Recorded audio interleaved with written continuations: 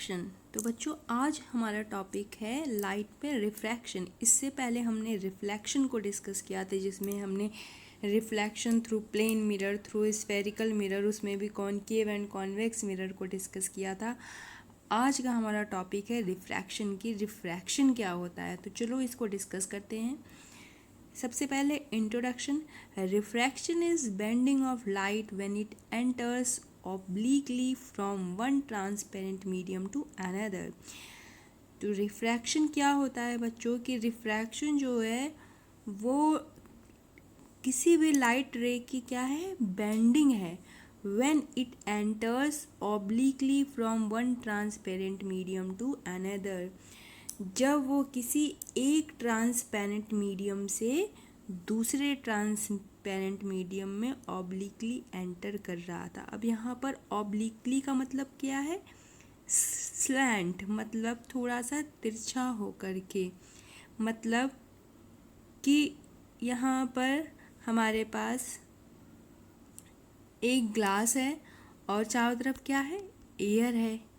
तो कोई लाइट रे आएगी कैसी, ऑब्लिकली, तिरछी होकर के, और जैसे ही सरफेस पर जहाँ एयर और इस ग्लास का सरफेस जो होगा, जहाँ दोनों मिल रही हैं, वहाँ पर जैसे इंसिडेंट होगा, ये लाइट रे क्या हो जाएगी, बेंड हो जाएगी, अपनी डायरेक्शन से को चेंज कर देगी।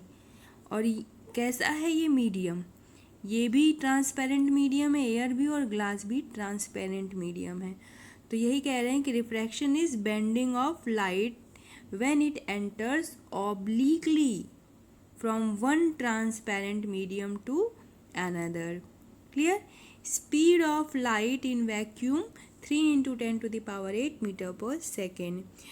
वैक्यूम में इसकी स्पीड कितनी है, होती है 3 into 10 to the power 8 meter पर सेकेंड। और हमने वहीं साउंड पढ़ा था कि साउंड में जो है वो स्पीड होती ही नहीं है अगर वैक्यूम की बात करें तो। और अगर लाइट की बात है तो वहाँ पर स्पीड ऑफ लाइट क्या है in vacuum, 3 into 10 to the power 8 meter पर second. In air slightly less than the speed of light in vacuum. Air में जो है वैक्यूम से थोड़ी कम होती है। Light travels with different speed in different medium.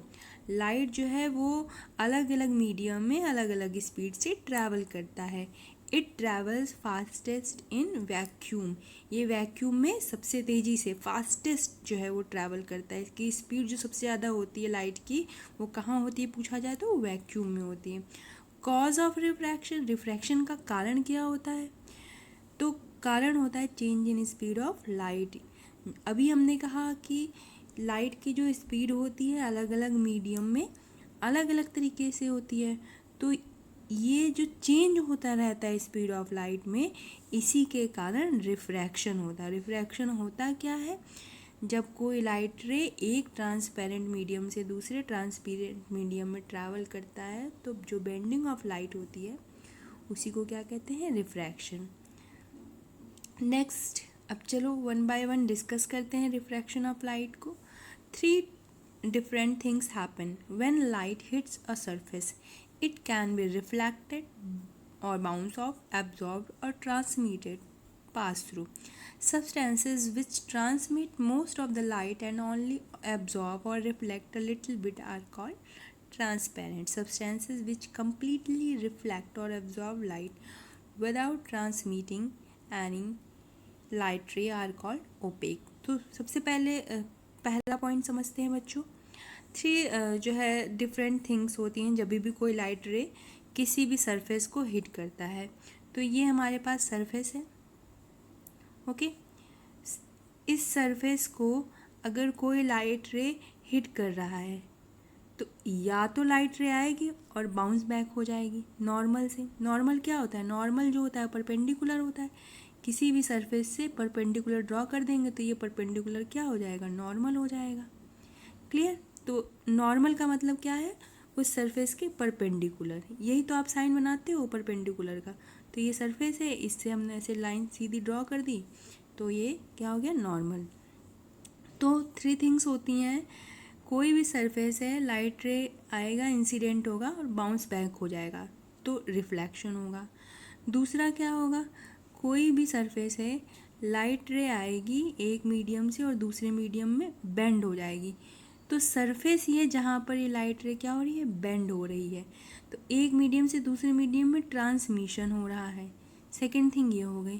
Third point क्या होता है कि कोई सरफेस है और लाइट रे आएगी और एब्जॉर्ब हो जाएगी। तो ये थर्ड पॉइंट है। तो लाइट रे के साथ में थ्री थिंग्स होती हैं, इधर वो रिफ्लेक्ट हो जाता है, एब्जॉर्ब हो जाता है और ट्रांसमिट हो जाता है। तो ये जो ट्रांसमिशन है वही होता है आपका रिफ्रैक्शन। अब सेकंड पॉइंट क्या कह रहा है, substances which transmit most of the light. वो सब्सटेंस जो ज़्यादातर लाइट को क्या कर देते हैं, ट्रांसमिट कर देते हैं। और सिर्फ कुछ लाइट रे होती हैं जिन्हें एब्जॉर्ब या रिफ्लेक्ट करते हैं, वो ट्रांसपेरेंट मीडियम कहलाते हैं। अभी आपको बताया था कि ग्लास स्लैब, कोई हमने ग्लास लिया तो ग्लास स्लैब जो होगा या ग्लास वो भी ट्रांसपेरेंट हुआ और एयर जो है वो भी ट्रांसपेरेंट है। तो लाइट रे आएगी और क्या हो जाएगी, बेंड हो जाएगी। तो एक ये नॉर्मल है हमारा, तो एक ट्रांसपेरेंट मीडियम से दूसरे ट्रांसपेरेंट मीडियम पे आने पे ट्रांसमिट हो रहा है और बहुत कम लाइट रे होगी जो एब्जॉर्ब या रिफ्लेक्ट हुई है। तो यही कहलाता है आपका रिफ्रैक्शन। तो रिफ्रैक्शन के लिए कैसा मीडियम होना चाहिए, ट्रांसपेरेंट मीडियम होना चाहिए। ओके। सेकेंड थिंग कह रहे हैं कि सब्सटेंसेज विच कम्प्लीटली रिफ्लेक्ट और absorb light without transmitting light ray are called opaque. वो सब्सटेंसेस जो कि कम्प्लीटली जो है वो रिफ्लेक्ट कर देते हैं, बाउंस बैक कर देते हैं या फिर कम्प्लीटली एब्जॉर्ब कर लेते हैं बिना किसी ट्रांसमिशन के, ट्रांसमिशन नहीं होता है, वो सब्सटेंसेस क्या कहलाते हैं, ओपेक। तो हम पढ़ रहे हैं बच्चों रिफ्रैक्शन। तो रिफ्रैक्शन इट मीन्स कि यहाँ पे जितने भी मीडियम होंगे वो क्या होंगे, ट्रांसपेरेंट। बात क्लियर है। फर्स्ट थिंग कि रिफ्रैक्शन बेंडिंग ऑफ लाइट होता है। कैसे, जब कोई लाइट रे कैसे आ रही है, ऑब्लिकली। ऑब्लिकली मतलब हल्की सी तिरछी होकर, स्लैंट होकर के। और कैसे मीडियम में, दोनों मीडियम कैसे होंगे, ट्रांसपेरेंट होंगे। तो तीनों बातें आपको क्लियर हो गई होंगी। नेक्स्ट देखते हैं। Refraction is a phenomena of bending of light when it travels from one medium to another। ये तो डेफिनेशन हो गई, यही हम अभी डिस्कस कर रहे थे। The refraction of light takes place on going from one medium to another because the speed of light is different in two medium। तो वही बात हुई कि रिफ्रैक्शन जो है वो एक मीडियम से जब दूसरे मीडियम में लाइट रे ट्रैवल कर रही होती है तब होता है।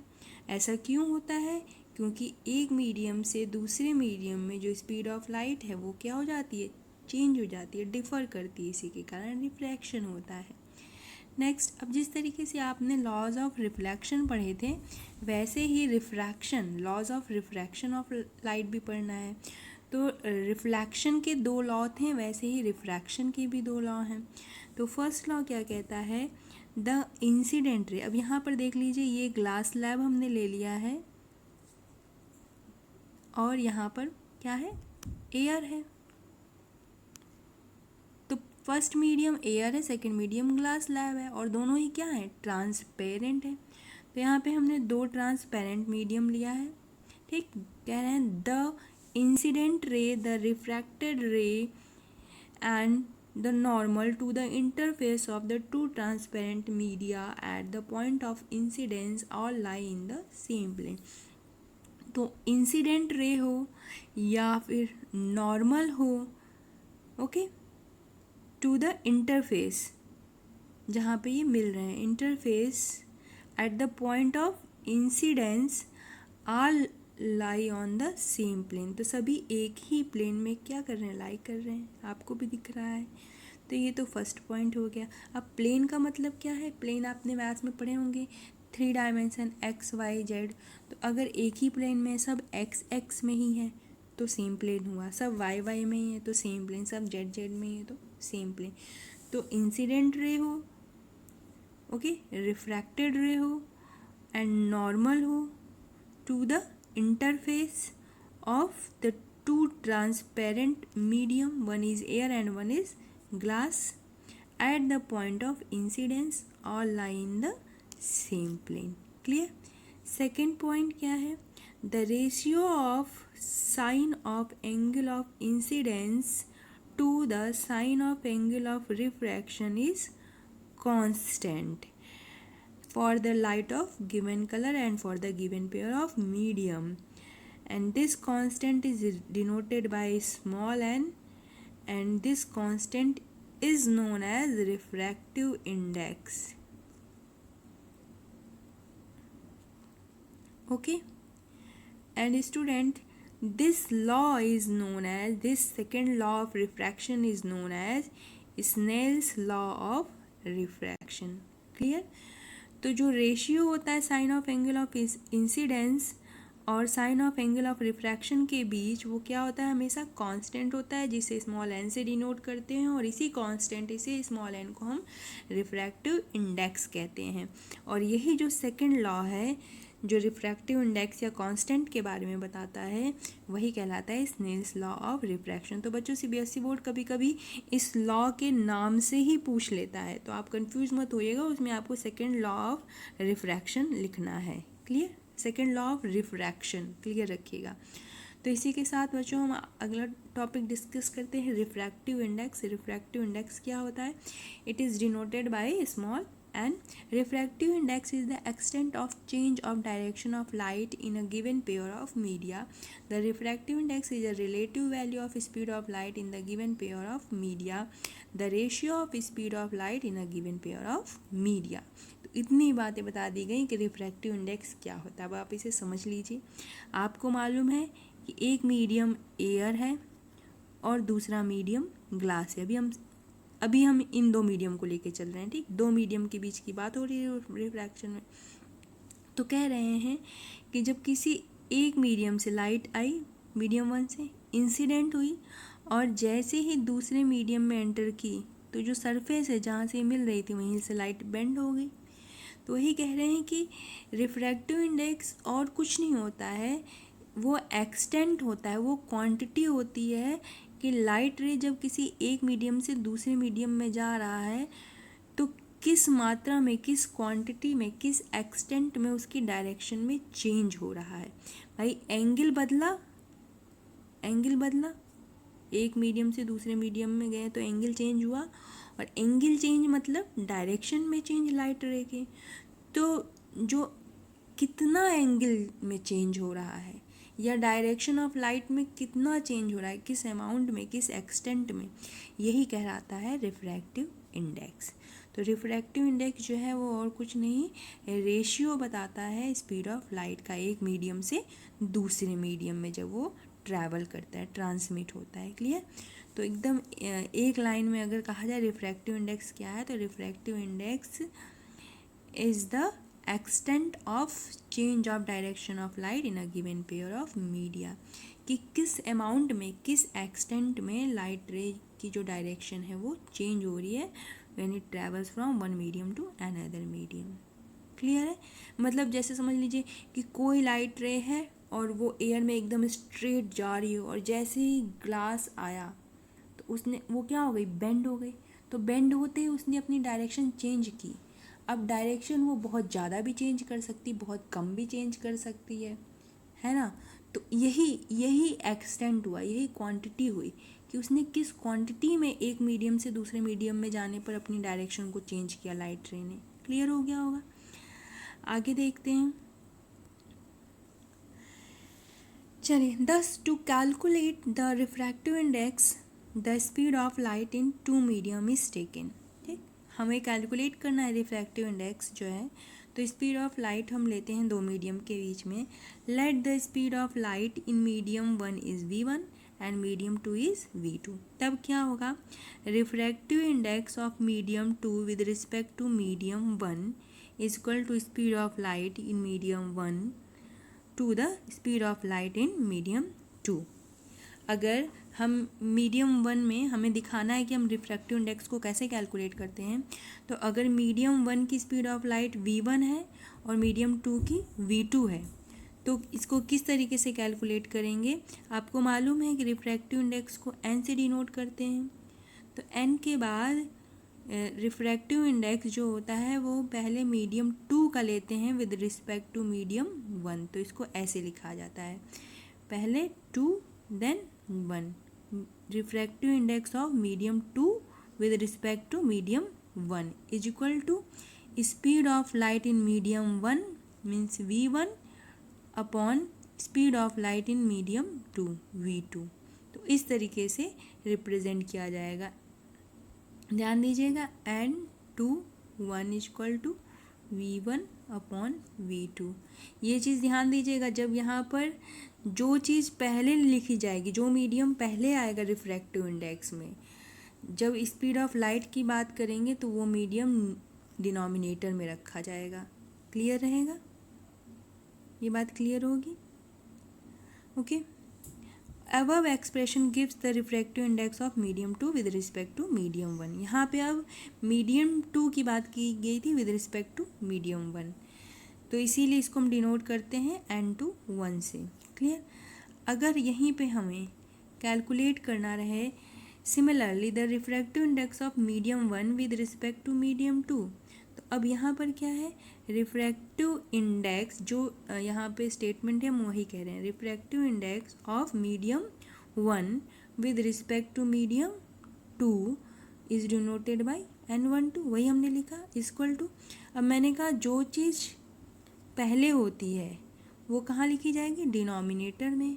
तो speed of light in medium 1 मतलब v1 कहाँ रहेगा, नीचे रहेगा, और speed of light in medium 2 वो कहाँ रहेगा, ऊपर रहेगा। तो इस बात को ध्यान दीजिएगा कि जिस मीडियम की बात की जा रही है वो हमेशा डिनोमिनेटर में रहेगा। क्लियर? ये कैलकुलेशन का तरीका होता है। बच्चों को वैल्यू दी रहती है और बच्चे समझ ही नहीं पाते हैं कि हम speed of light medium 1 numerator में रखें कि डिनोमिनेटर में रखें, किसको पहले लिखें किसको बाद में लिखें। तो जिसके रिस्पेक्ट में बात की गई है, जिसकी बात की गई है वो नीचे रहेगा, और जिसके रिस्पेक्ट में बात की गई वो ऊपर, मतलब वो एज अ न्यूमरेटर रहेगा। हम लोग इसके न्यूमेरिकल सॉल्व करेंगे तो आपको और अच्छे से क्लियर हो जाएगा। आगे देखते हैं एब्सोल्यूट रिफ्रैक्टिव इंडेक्स। तो क्या होता है absolute refractive index? When one medium is taken as vacuum and speed of light is taken in it, then the refractive index of second medium with respect to vacuum is called absolute refractive index and it is generally denoted by n2. The absolute refractive index of a medium is simply called its refractive index. तो absolute refractive index बच्चों क्या होता है कि जब हम किसी एक मीडियम को, दो मीडियम की बात होती है, दो ट्रांसपेरेंट मीडियम चाहिए, तो एक मीडियम क्या है, वैक्यूम है, तो क्या होगा, जो सेकंड मीडियम होगा उसके रिस्पेक्ट में हम मान लेंगे फर्स्ट मीडियम को, जो कि क्या है, वैक्यूम।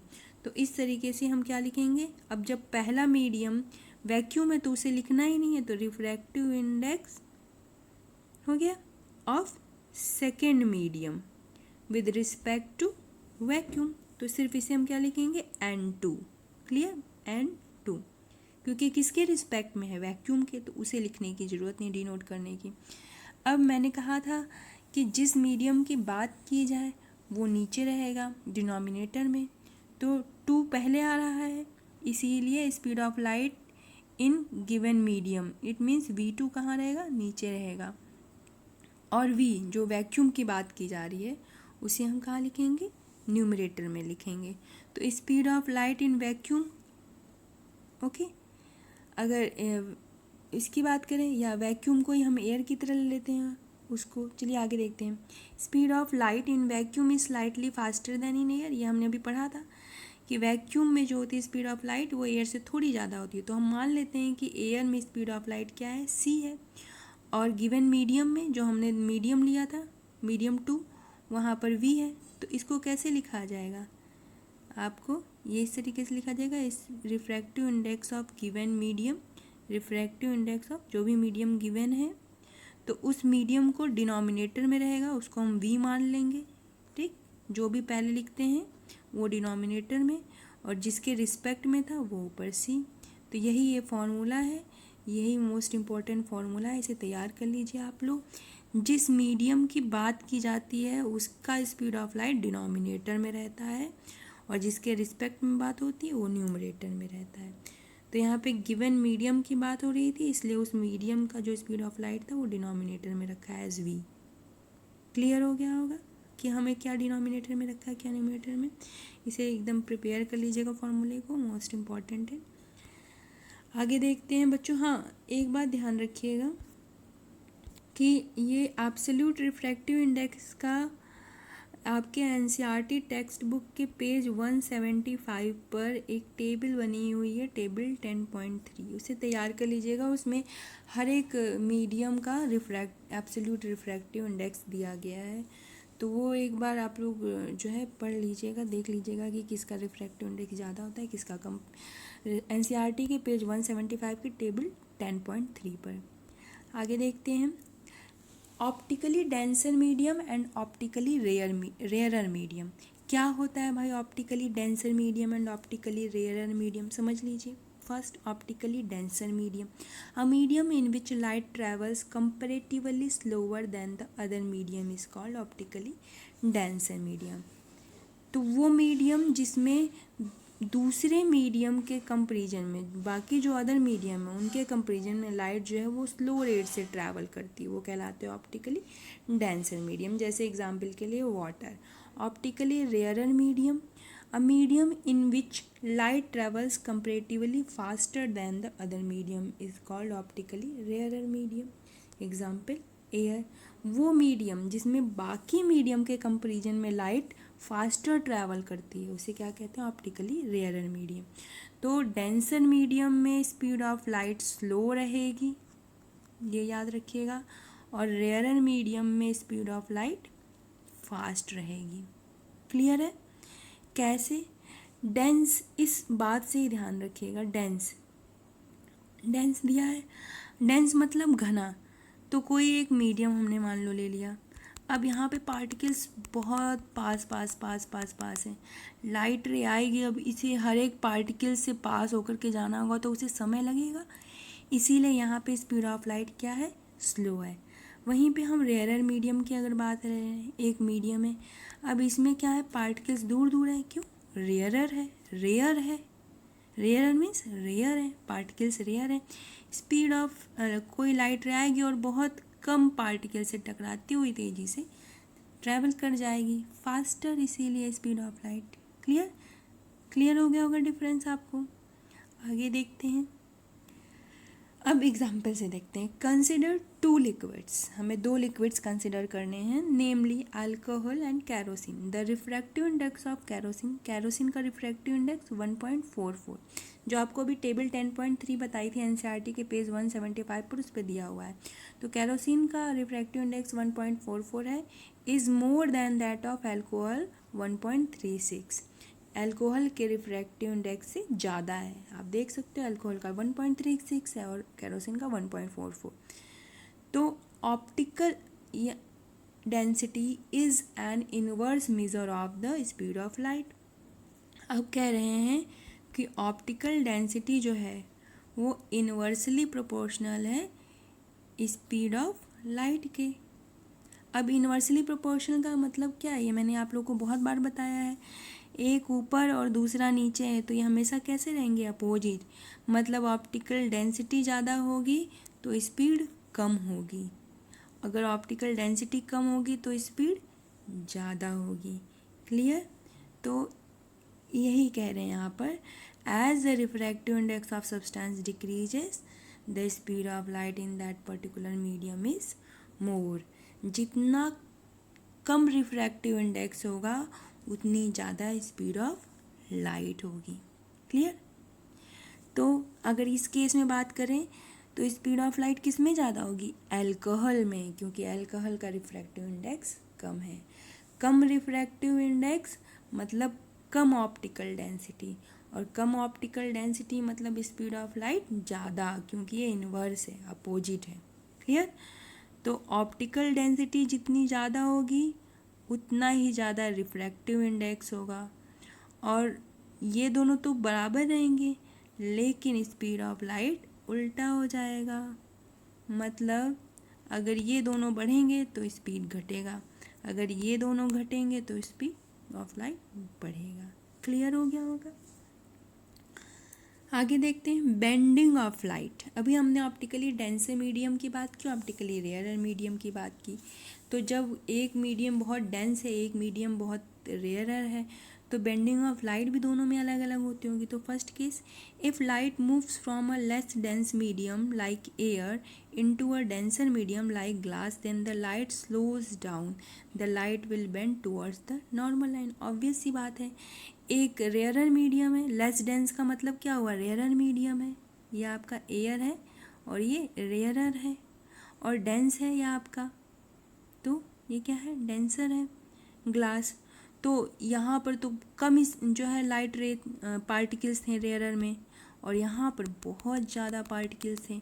तो यहाँ से तो तेज़ी से आ रहा था, और जैसे इस मीडियम में गया इसकी स्पीड क्या होगी, स्लो डाउन हो गई, और स्लो डाउन हो जाने से ये नॉर्मल के टूवर्ड्स बेंड होगी, मतलब नॉर्मल की तरफ। नॉर्मल होता क्या है, सरफेस से परपेंडिकुलर, तो सरफेस से परपेंडिकुलर, तो अगर परपेंडिकुलर की तरफ टूवर्ड्स द परपेंडिकुलर या टूवर्ड्स द नॉर्मल बेंड हो, तो वो किधर की तरफ होगा, जब कोई लाइट रे रेयरर से डेंसर की तरफ बढ़ रहा होगा।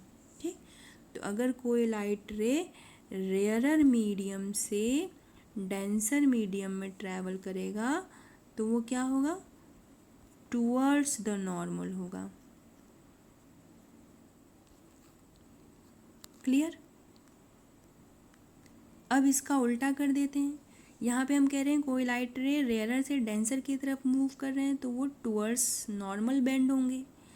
Second case, if light moves from a denser medium to a less denser medium, then the light speed up and moves away from the normal। यहाँ पे उल्टा है, आपकी का ग्लास जो है वो डेंसर है और एयर क्या है, रेयरर है।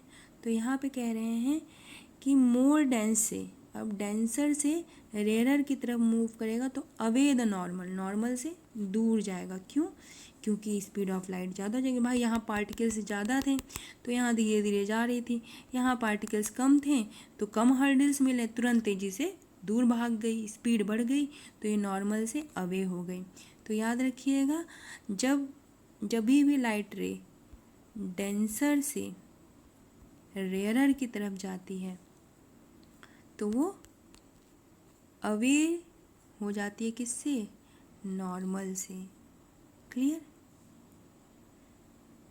और जब रेयरर से डेंसर जा रही थी तो टूवर्ड्स नॉर्मल हो रही थी।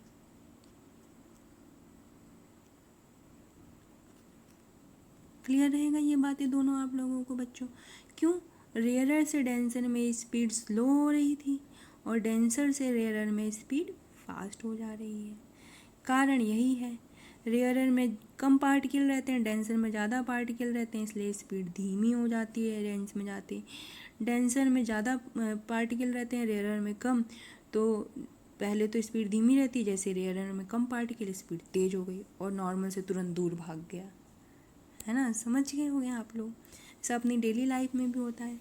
भाई हाइड एंड सीक खेल रहे हैं, अब एक आदमी को पकड़ने के लिए ज़्यादा लोग लगे हुए हैं तो बेचारा धीरे धीरे बचते बचाते फिरेगा, और पता चले कि 4 आदमी को, एक ही आदमी को पकड़ना है, एक आदमी जो है 4 लोगों को पकड़ने के लिए लगा तो 4 इधर उधर भाग रहे हैं, एक आदमी पकड़ ही नहीं पा रहा है, स्पीड फास्ट है।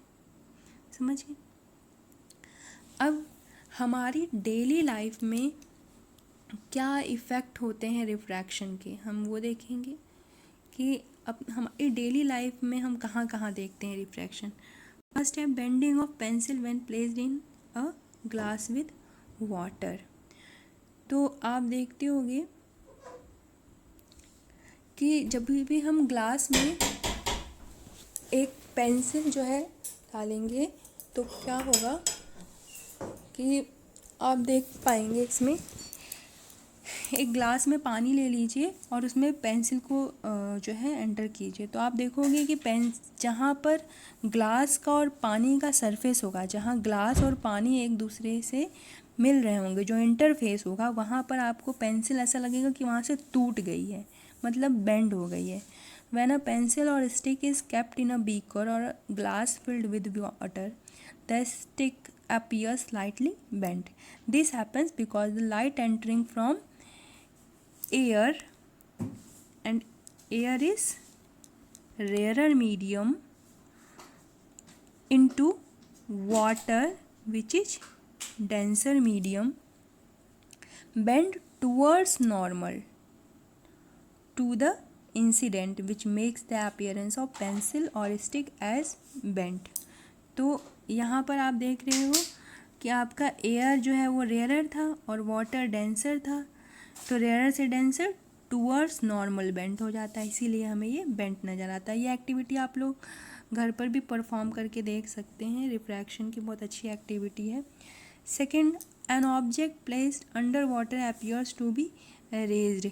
अगर आप एक बाउल है या ग्लास है उसमें कॉइन्स डालते हो, या कॉइन्स नहीं मिलते हैं आपको, वैसे तो ईजिली मिल जाएंगे, कोई भी ऑब्जेक्ट आप लेमन वगैरह लेकर के उसको आप वाटर के अंदर डालते हो ग्लास टम्बलर में, तो वो आपको ऊपर की तरफ दिखाएगा, ऐसा लगेगा कि आपको कि वो नींबू जो है या वो कॉइन जो है वो ऊपर आ रहा है, या कुछ आपको अपने साइज से बड़ा दिखाई देगा।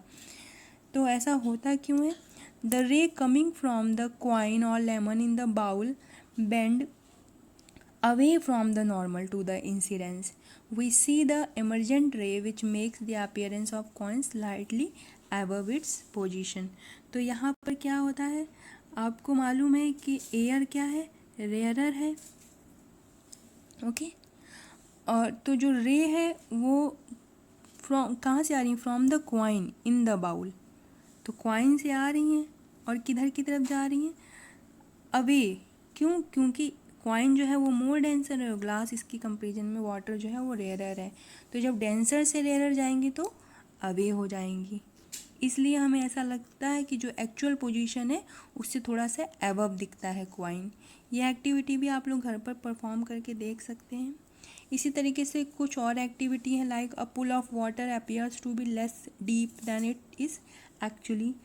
एक पुल में पानी भरा होता है पुल में, और आप देखते हो कि उसका पानी जो होता है जितना उथला होता है, जितना शैलो होता है, हमें उससे ज़्यादा शैलो दिखता है। क्यों?